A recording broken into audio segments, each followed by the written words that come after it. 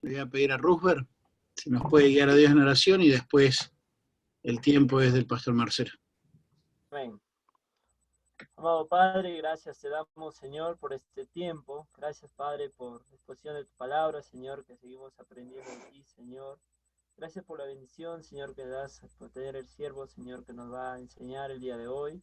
Ilumínalo, Señor, con tu sabiduría, Señor, para que Él pueda enseñar de una manera correcta, Padre. También oramos, Señor, por la situación que está pasando Israel, Señor, las guerras, Señor, que están dándose, Padre. Tú tienes el control, Señor, es tu pueblo, Padre, tú cuidas de tu pueblo, Señor. Y Padre, te rogamos para que tú cuides a cada soldado, Señor, que está combatiendo tal vez por alguna defensa de algún motivo, Señor. Por eso te rogamos, Dios, que tú des la paz, Padre, pero si aún así puede permanecer esto, Señor, pues que nosotros estemos tranquilos, Padre, que en algún momento tú vendrás por nosotros, Padre, llevarnos contigo para siempre, Señor. Gracias, bendito Dios, que sea esta clase, Señor, de mucha bendición para cada hermano presente, Señor. Bendice al pastor para que también, Señor, Él nos edifique y se edifique Él también, Señor. En nombre de Cristo Jesús, amén. Amén. Amén. Amén.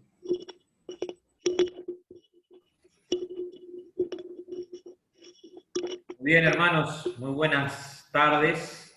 Es una gran bendición poder compartir de nuevo otro día de enseñanza, de conocimiento mutuo, ¿no? Donde aprendemos todos.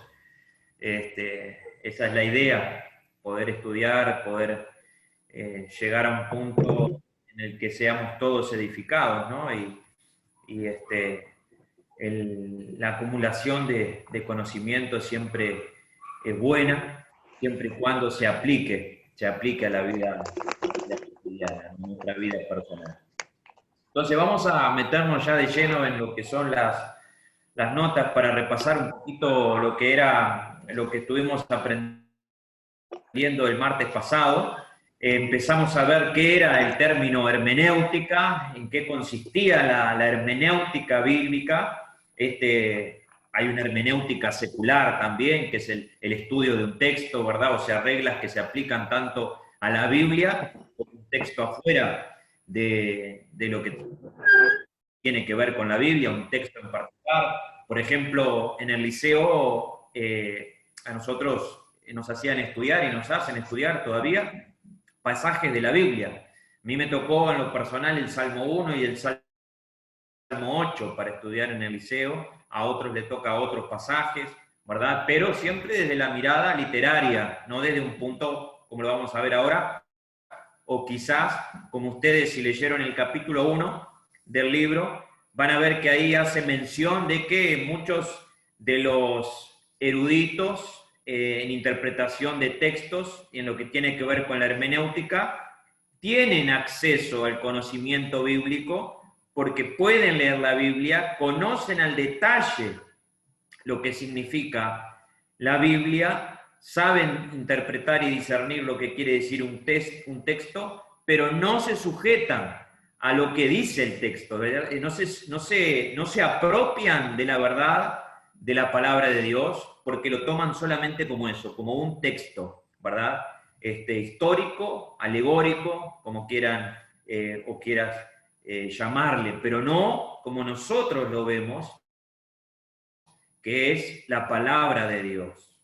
Entonces habíamos visto la definición de justamente lo que quiere decir la palabra, ¿no? La interpretación y la utilización de reglas para poder comprender lo que quiere decir la Biblia. ¿Por qué? Porque si no, cada uno de nosotros llegaríamos a la interpretación que cada uno le gustara más, ¿no?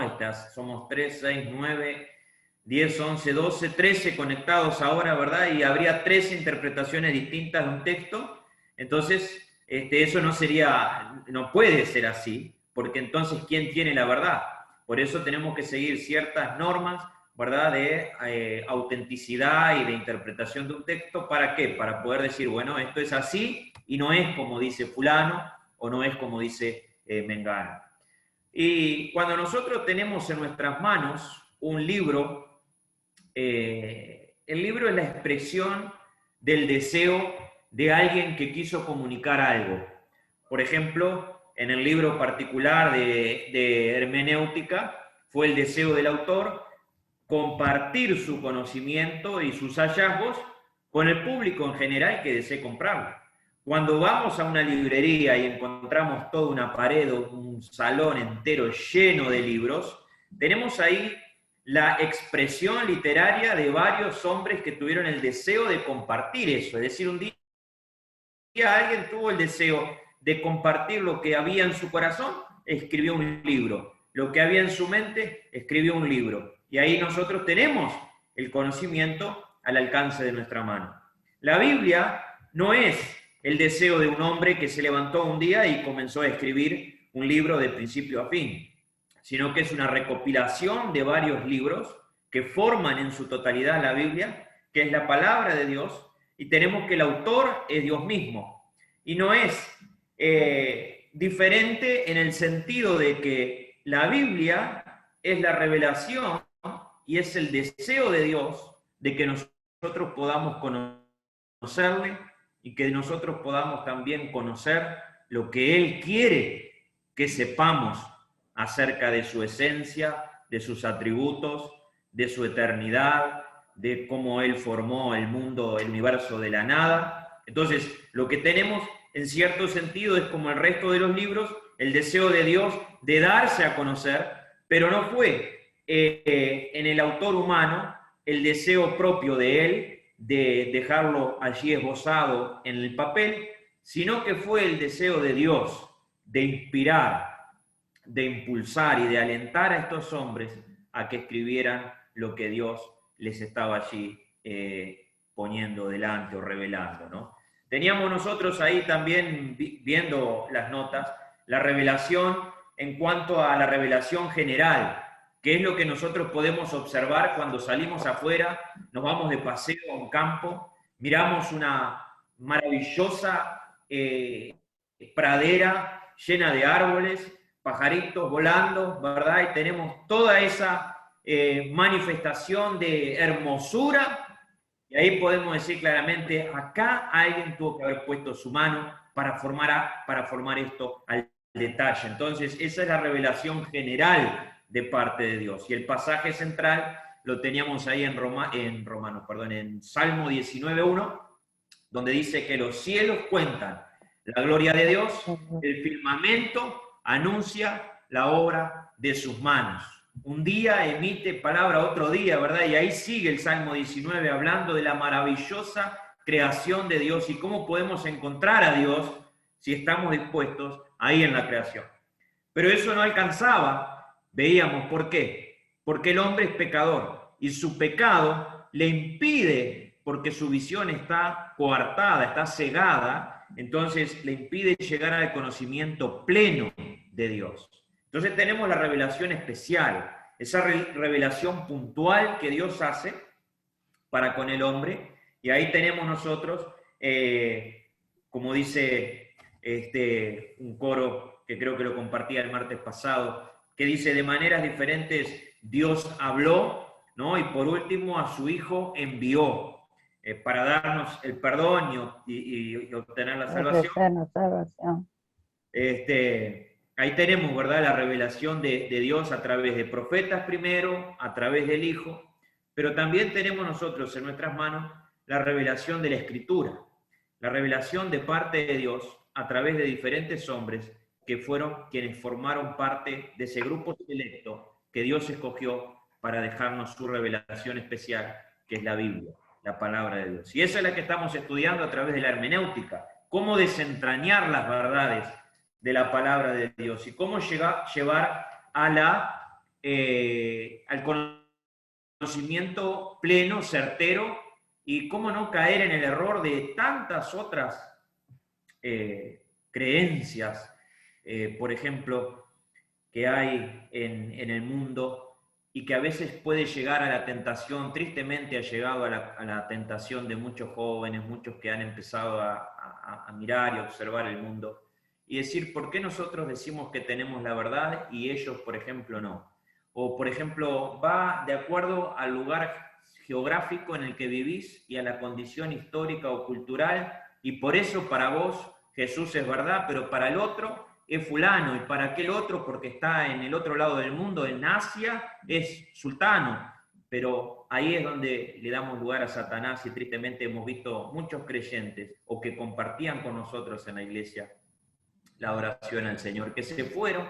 ¿Por qué? Porque no llegaron a comprender que sí, exactamente hay una sola verdad. No es tu verdad, mi verdad, la verdad de él, la verdad del otro, es una sola verdad. Un día compartía un testimonio con una persona compartiéndole el evangelio y le decía, mirá, verdad sobre todo tema hay solamente una. Después hay diferentes puntos de vista, pero siempre sobre un tema hay una sola verdad. En el evangelio es exactamente igual. Para llegar a Dios, el mundo te va a ofrecer muchos caminos, pero verdad hay una sola. Jesucristo lo afirmó y dijo, yo soy el camino, la verdad y la vida, nadie viene al Padre si no es por mí. Juan 14:6. Ahora, pero el otro dice, sí, pero mi verdad es tal, mi verdad es la otra. No, por eso tenemos que ponernos desde un punto afuera. ¿Para qué? Para poder interpretar y llegar al conocimiento de decir, verdaderamente esta es la correcta. Llegamos al punto de que esta es la verdad. Y entonces, como bien dice la Escritura, obviamente, ¿no? Es la palabra de Dios, ahí en Pedro, hacemos bien en prestarle atención a la Escritura porque es la palabra profética más segura y nos alumbra como una antorcha, ¿verdad? Entonces nosotros hacemos bien y hemos encontrado la verdad. Y cuando dice Jesús, la verdad os hará libres, precisamente eso es lo que hace la verdad. Te libera de todas esas dudas, de todos esos temores, de saber, ¿será esto lo correcto? ¿Será esto otro? Entonces, ya sabiendo que estoy en lo cierto, lo único que me queda ahora es profundizar, avanzar e ir hacia adelante. Habíamos visto también la historia de la revelación de la palabra de Dios, cómo Dios había hablado a través de diferentes maneras por Moisés, al principio hablando literalmente, habló también por los profetas literalmente, ¿verdad? Y luego utilizando en el Nuevo Testamento ya lo que eran las cartas, ¿verdad? Y todas esas cosas que en algunos sentidos fueron literales, como por ejemplo cuando Juan recibe la revelación de parte de Jesucristo de forma literal, cuando el apóstol Pablo habla con Jesucristo camino a Damasco es de forma literal, ¿verdad? Y también en algunos episodios, pero después también cartas en las cuales, inspirado por el Espíritu Santo, Pablo escribía a los creyentes, escribía a Timoteo, Pedro escribía también, Juan, Santiago, o sea, todos no literalmente recibían el dictado, ¿no? Como vamos a ver ahora, sino que guiados por el Espíritu Santo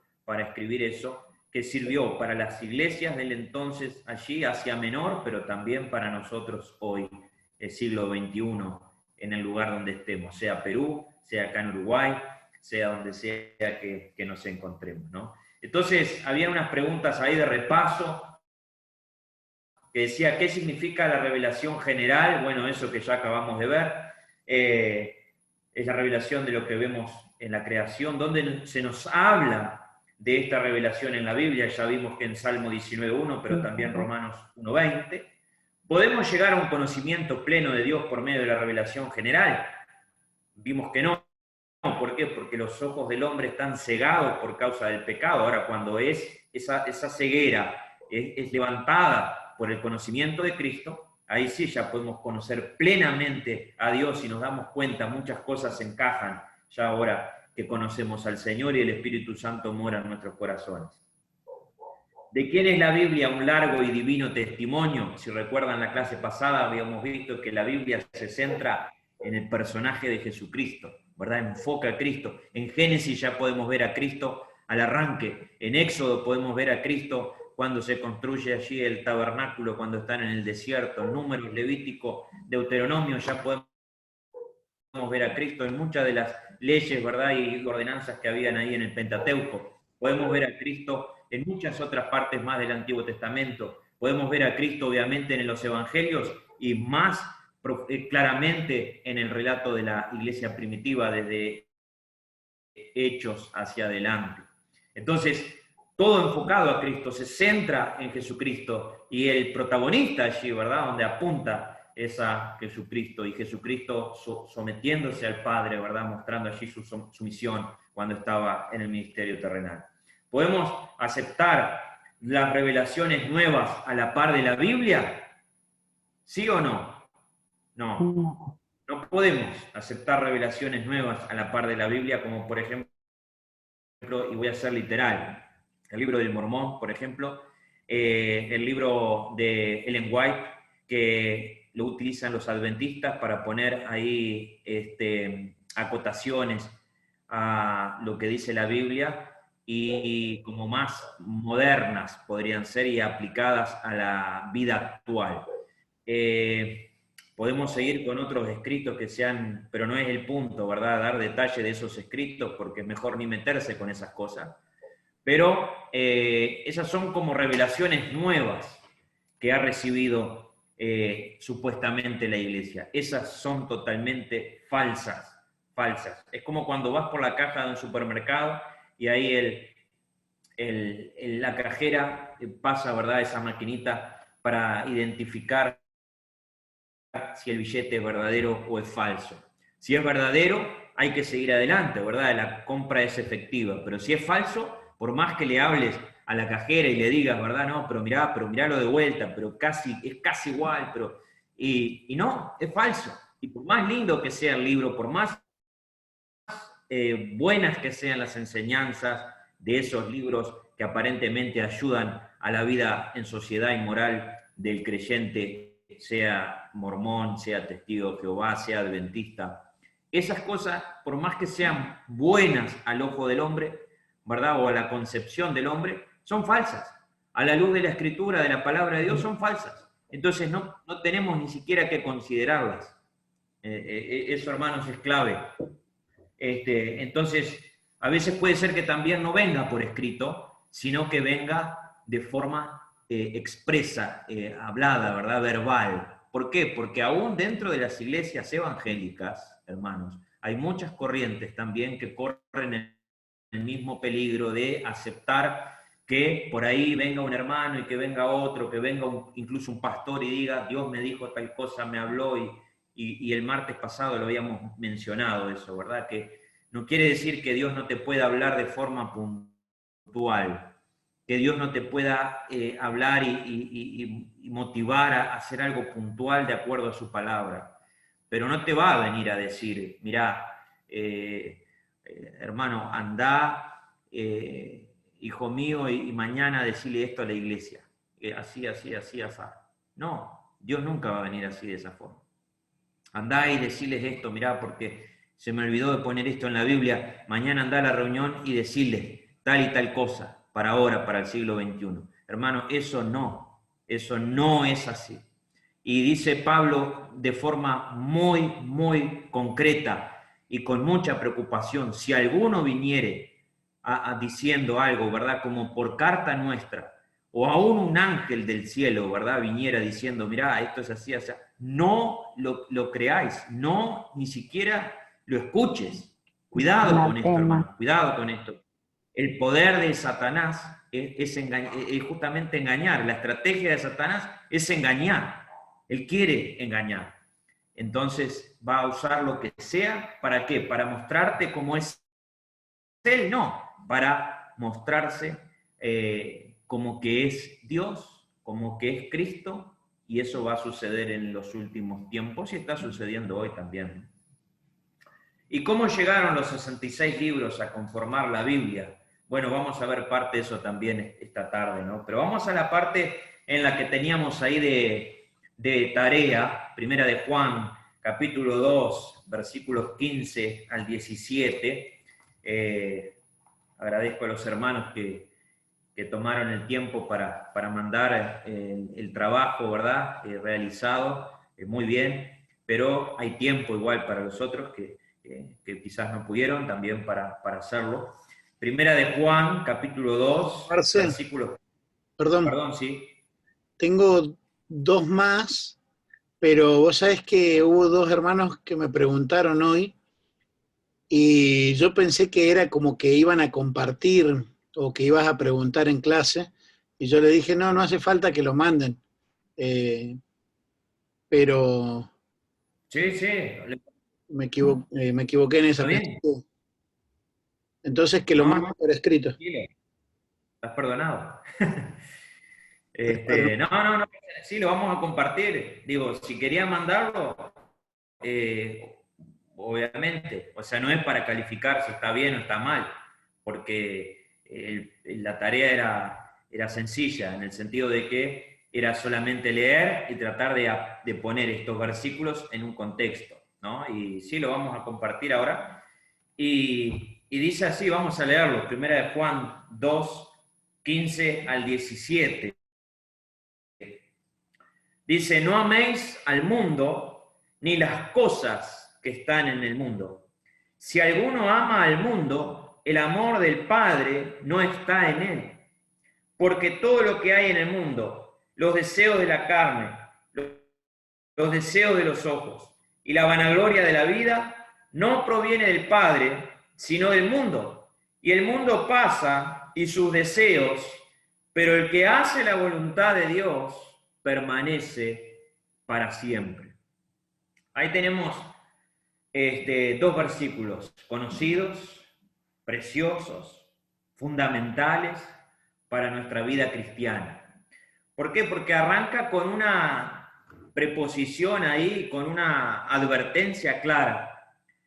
Y dice no, como esa me pasó el otro día. Iba de viaje, íbamos a visitar a mis suegros y iba por una carretera allí en Pando, y cuando estaba por llegar a unir con la otra carretera, con la 8, digo, capaz que algún hermano de los que están extranjeros ni saben ahí, ¿no? Pero los que están de por acá saben, ¿no?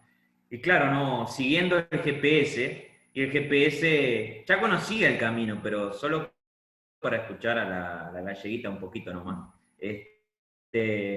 Conocía el camino, pero no, venía distraído y no percaté en que, claro, al llegar a ese momento se hace un giro, ¿verdad? Y las calles pasan a tener dos sentidos. Entonces, por la que yo iba, tenía que girar para después tomar la que me iba a sacar verdaderamente a la ruta. Y cuando llego ahí a la encrucijada allí, seguía, y de repente me topo con un auto de frente, ¿verdad? Con las luces encendidas ahí, digo, ¿qué pasa acá? Y veía que todos los autos venían para este lado, entonces el que estaba equivocado era yo. Entonces pego un poquito para atrás y miro que había un cartel, ¿verdad? Que decía prohibido continuar hacia adelante. Entonces ahí, después de una maniobra ahí, después de unos cuantos saluditos y algunas cosas más, agarré la que era la correcta. Pero hermano, justamente acá, esto quiere decir cuando dice no, no, ¿por qué? Porque está prohibido seguir para adelante. ¿Por qué? Porque las consecuencias, mirá lo que va a pasar si seguís por ese camino, mirá lo que va a suceder, vas a ver que va a ser mucho más complicado. Entonces acá la Escritura dice, no, totalmente ahí prohibido, ¿verdad? Una señal de advertencia, dice, améis al mundo. Y podríamos hacer ahora un análisis palabra por palabra, detalle, ¿verdad? Por detalle, se nos va a ir mucho el tiempo, no lo vamos a hacer, pero habla ahí de cosas fundamentales, y eso es lo que yo quería que ustedes llegaran, ¿no? Después de una lectura de 5, 6, 7 veces, cuanti más, mejor. Cuando muchos lean los dos versículos, se van a dar cuenta que no pueden sacar toda la información de esos dos versículos, entonces hay que leer toda la primera epístola de Juan. Entonces ahí vas a poder poner en contexto qué es lo que está refiriéndose y por qué el énfasis cuando dice no améis al mundo. ¿Por qué? Porque está hablando a los recién convertidos, aquellos que recién han conocido a Cristo, aquellos que están tratando de vivir ajenos a la voluntad del mundo, a la corriente de este mundo, y la presión es grande, es fuerte, la corriente que viene en contra es fuerte. Entonces tiende a ¿qué? A llevarte con ella. Entonces Juan hace una advertencia acá. Habla de la salvación en el capítulo 1. Habla de aquel que, bueno, si llegás a cometer pecado, ¿verdad? Si llegás a fallar, tenemos un abogado especial, ¿verdad? Un abogado perfecto que es Cristo Jesús. ahí en el capítulo 2. Y Él fue el que pagó por nuestros pecados. Hace un detalle específico en el capítulo 1 y 2 de lo que es la salvación. Y habla de las condiciones y de las características del que dice ser hijo de Dios. Entonces, cuando vemos que nosotros ahora, en nuestra nueva naturaleza, somos diferentes, porque hemos sido comprados por precio, hemos sido rescatados de nuestra vana manera de vivir, dice ahora Juan, Dios dice a través de Juan, no améis al mundo. ¿Y qué es amar? Amar es cuando nosotros ponemos por sobre todas las cosas a X objeto, persona, como sea. Pero es aquello que yo le dedico interés, le dedico tiempo, y si quieres podías saber también, puedes buscar una definición en el diccionario, que no va a ser completa, pero te va a dar una definición un poco más amplia de lo que quiere decir el amor. Y no está hablando acá tampoco de ese amor sentimental, sino que está hablando de un amor profundo. ¿Por qué? Porque estás dedicado a eso. Y cuando dice no améis al mundo, quiere decir que no sea tan importante lo que hay en el mundo para ti y no llegues a convertirte en lo que fue la esposa de Lot. Un amor tan grande por su ciudad y por sus cosas que le llevó a ignorar la advertencia de los ángeles y le llevó a mirar hacia atrás, incluso a costa de su propia vida o de las consecuencias que ella no sabía que iba a tener. No sabía que se iba a convertir, quizás había ignorado, ¿verdad?, ella eso y que se iba a convertir en sal, o sí estaba dispuesta a sacrificar su vida, pero ella le motivó a mirar porque amaba lo que estaba quedando atrás. Entonces, ese punto es el que, leyendo, ¿verdad?, y buscando y tratando de recopilar información, podemos llegar a comprender lo que quiere decir el amor al mundo, ¿verdad? ¿Y qué quiere decir con el mundo? Bueno, tenés que también poner en contexto todo lo que era el mundo en ese entonces. Ahí en Jerusalén, en Asia Menor, en toda esa zona, no se conocía otra cosa que lo que había y lo que dominaba el mundo en ese entonces era Roma. Entonces tenés que conocer todo lo que era el Imperio Romano en ese entonces y la cantidad de placeres, de libertades y displacencias que se daban en la vida cotidiana, un popurrí de dioses, una ensalada de opiniones y de libertades que cada uno podía llegar a donde quisiera. Entonces, había también surgido en esa época muchos pensadores filosóficos, donde cada uno se sentaba y daba su opinión de la vida y de cómo era la vida, ¿no? Entonces, eso era el mundo en ese entonces. Pero no está hablando tampoco del mundo material, sino del sistema que gobernaba el mundo, y en ese entonces era un mundo que lo motivaba al adulterio, porque estaba totalmente permitido poder dar libertad a su lujuria, fornicación. Era un mundo como el que conocemos hoy, pero también corrompido a la época del siglo en el que nos encontramos allí, ¿no? Entonces, el mundo era todo ese sistema corrompido que estaba dándole la espalda a Dios. Entonces, ¿qué dice la Escritura? No améis al mundo. Un no tajante. Ahí puedes sacar ya, si tenés una libreta, ¿verdad?, apuntando, una enseñanza puntual. No amar al mundo. Hermano, ahí lo que hiciste fue leer, ahí lo que hiciste fue considerar el pasaje en su contexto, y ahí tenés algo claro de parte de Dios que no le puedes dar vuelta. No podemos buscarle una excusa y decir, bueno, pero a ver qué parte del mundo puedo amar. Dice ahí, no améis al mundo. Y si no te quedó claro, ni las cosas que están en el mundo. Después, si lees el final del versículo 15, te da otra enseñanza clara y puntual. Ya puedes anotar quizás como número 2. Si alguno ama el mundo, el amor del Padre, ¿qué dice? No está en él. Entonces, ¿qué quiere decir? Podemos aprender que con Dios es todo o nada. Que el amor de Dios no se comparte. O sea, no lo puedo compartir en mi corazón. Obviamente que tengo que compartir el amor de Dios con todos, ¿no? O sea, eso que quede claro. Pero no es mi corazón para dividirlo y compartirlo. Mirá, Señor, tenés el 50% de mi corazón. con eso tenés que sentirte dichoso. No, Dios quiere el 100% de tu corazón. Dios quiere el 100% de tu vida. Dice la Escritura, dame, hijo mío, tu corazón. No me dice, dame parte de tu corazón. Dice, dame, hijo mío, tu corazón. Entonces ahí yo tengo que saber que no puedo dividirme con Dios y con el mundo.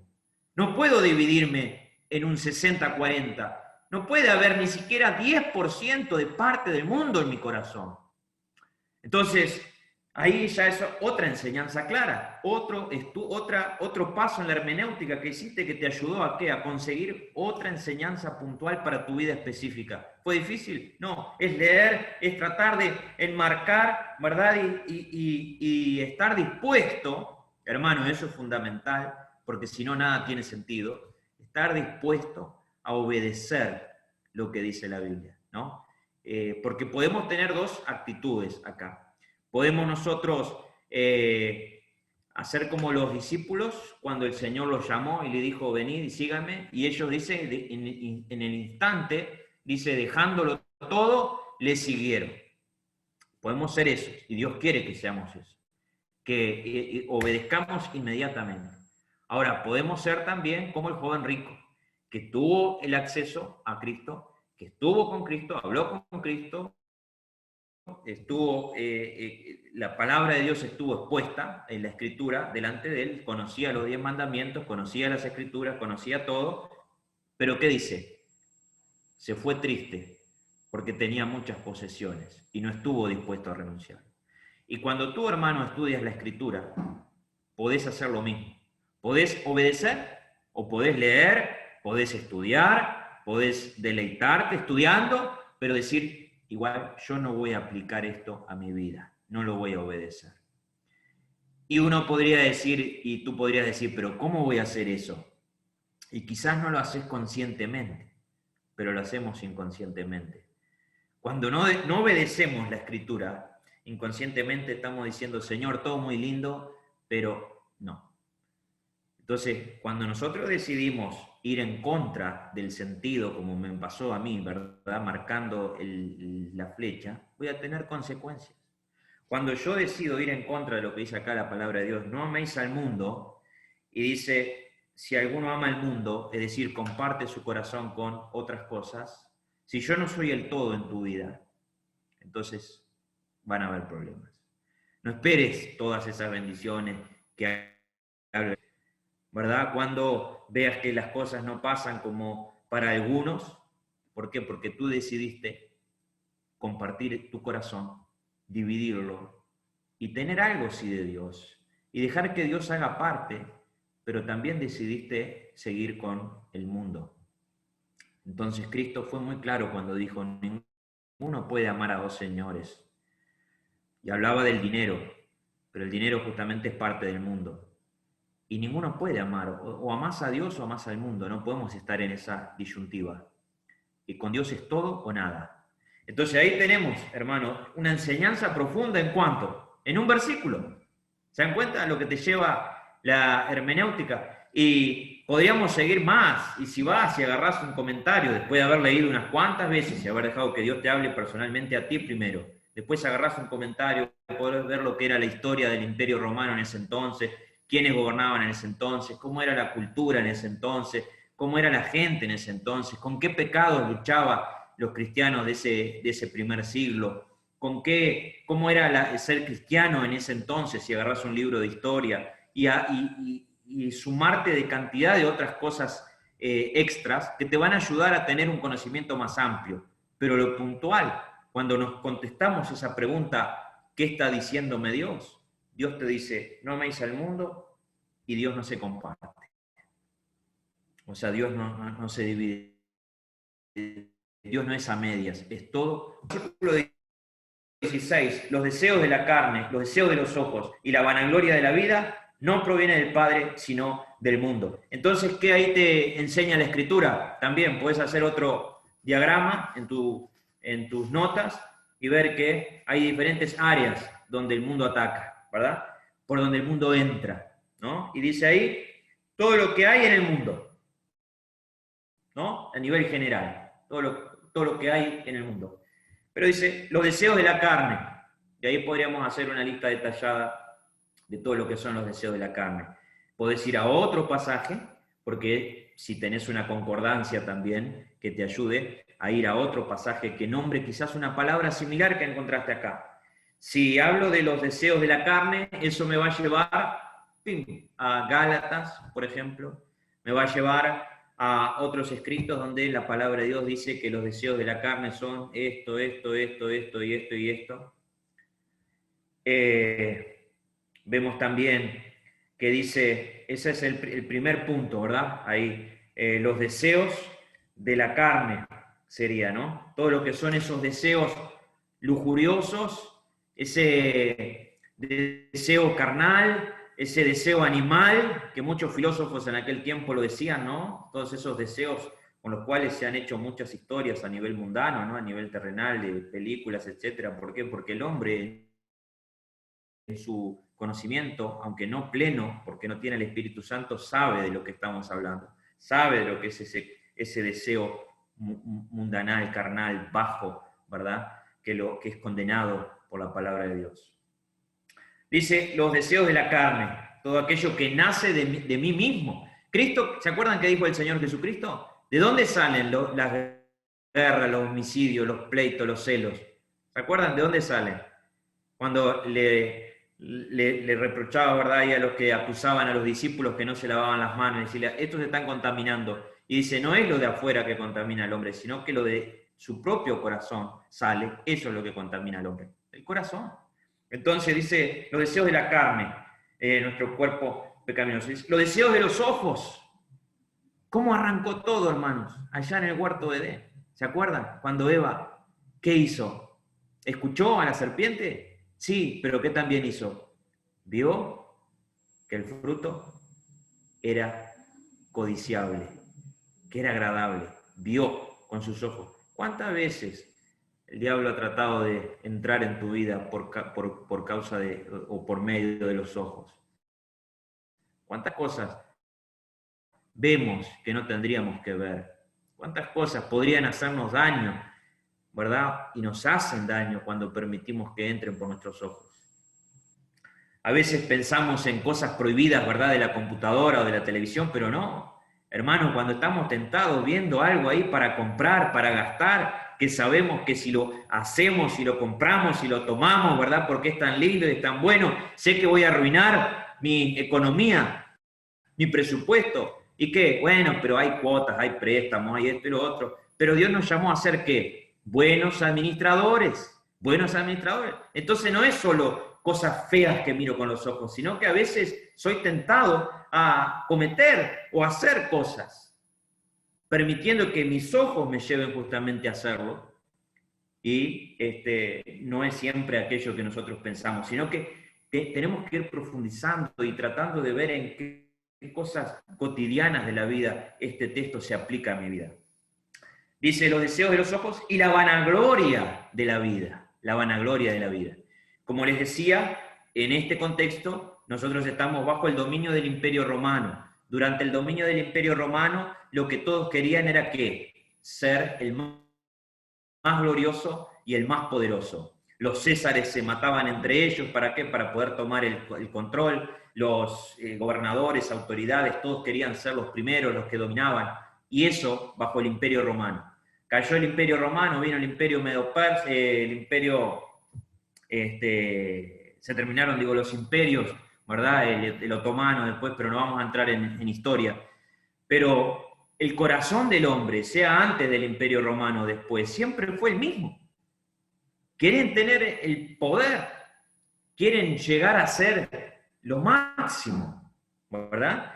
Y ahí tenemos nosotros que la vanagloria de la vida es justamente darle rienda suelta a nuestros deseos. Primero yo, segundo yo, tercero yo, cuarto yo, que todos me vean a mí, que yo sea el más importante, que todos me escuchen a mí, que yo sea el mejor en esto, y ahí tenemos, ¿verdad?, la vanagloria de la vida. Y no va, por eso no podemos solamente interpretar este texto bajo en la historia de donde se encontraba Juan, ¿verdad?, y en el Imperio Romano, sino que es aplicable a toda la historia de la humanidad. Porque ahí tenemos en el 2001 2003, cuando Estados Unidos invade Irak y termina con el dominio de Saddam Hussein, lo que hacen fue tirar una estatua enorme de ese hombre, ¿verdad? Que hacía que, ¿qué? Representaba su gloria, su poder y su dominio en todo ese territorio en Irak, ¿verdad? A costa del sufrimiento de aquellos que vivían bajo su dominio. Entonces el deseo del hombre siempre es ese.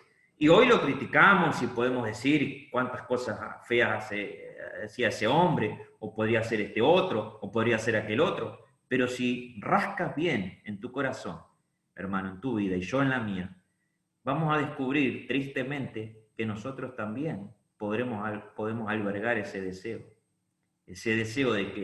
de yo ser el más importante.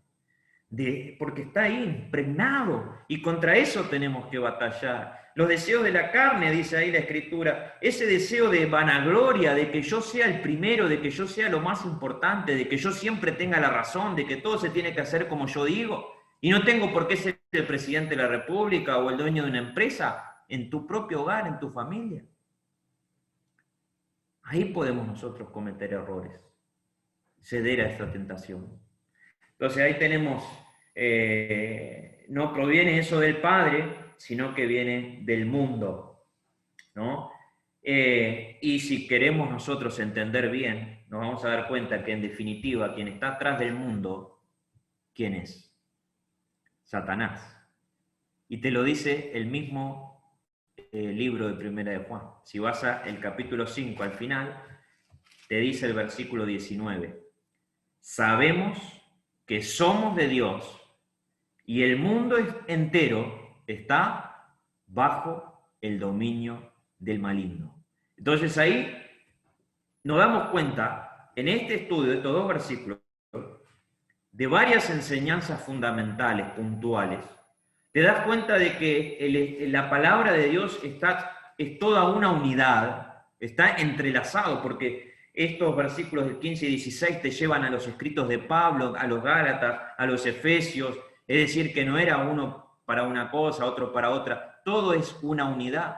Y eso te lleva al final porque no podemos leer estos versículos aislados, leemos todo Primera de Juan, en el 5:19 te das cuenta que el mundo en realidad es Satanás, porque está bajo el dominio del maligno.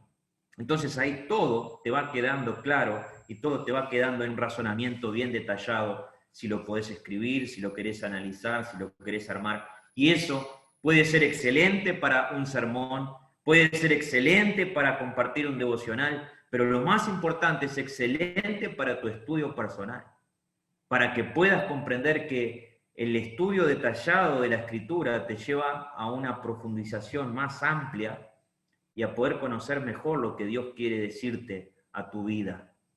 No es para que salga después despavorido, ¿verdad? Y agarrar a fulano y quizás alguien de tu familia ahí a decirle, mirá, descubrí lo que quiere decir este versículo, lo que quiere decir acá, lo que quiere decir allá. Está lindo compartir conocimiento, es hermoso compartir lo que dice la palabra de Dios, pero más hermoso es que podamos aplicarlo a nuestra vida.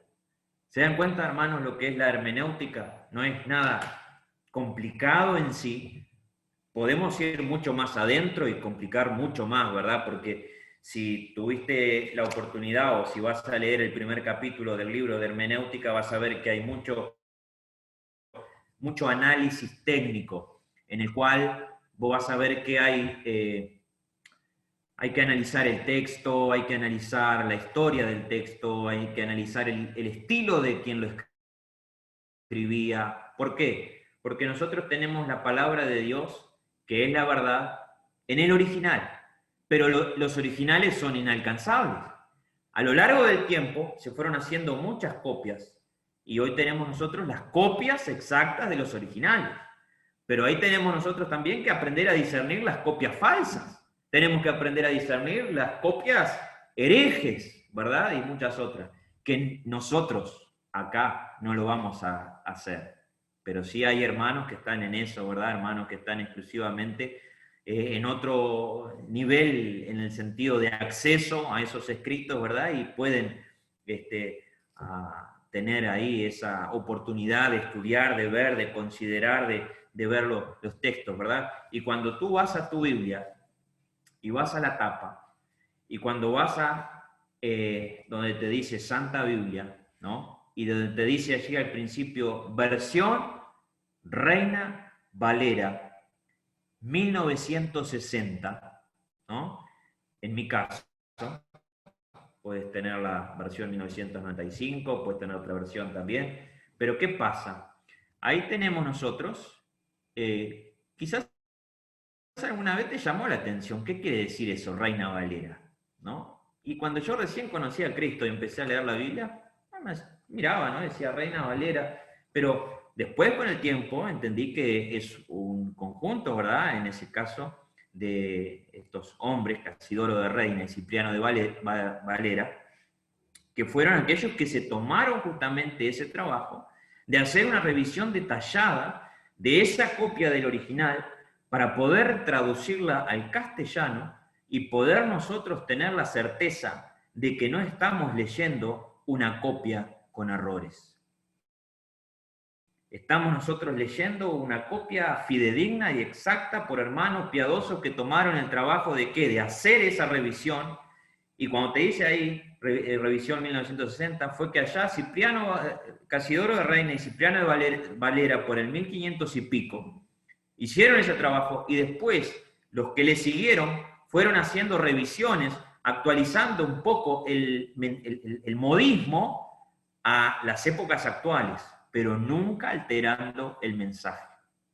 ¿Por qué? Porque es muy peligroso, aún siquiera cambiar un tilde. Y ahora en la segunda parte vamos a ver un pasaje y ver cómo cambia ese pasaje, cómo lo usa precisamente los testigos de Jehová, un versículo puntual, y cambiándole una pequeña cosita, cómo el mensaje cambia. Por eso, como Cristo dijo enfáticamente que no iba a pasar ni siquiera una tilde, ¿verdad?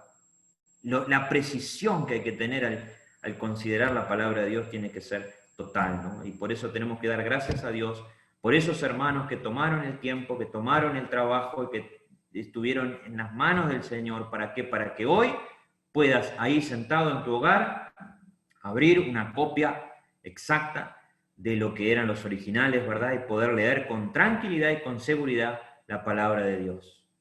Para que no venga otro y te diga, no, pero mira, esta Biblia es diferente. No, yo acá tengo una copia, una revisión del 1960, una copia fidedigna de los originales, sabiendo que la palabra inspirada de Dios allí está en mis manos.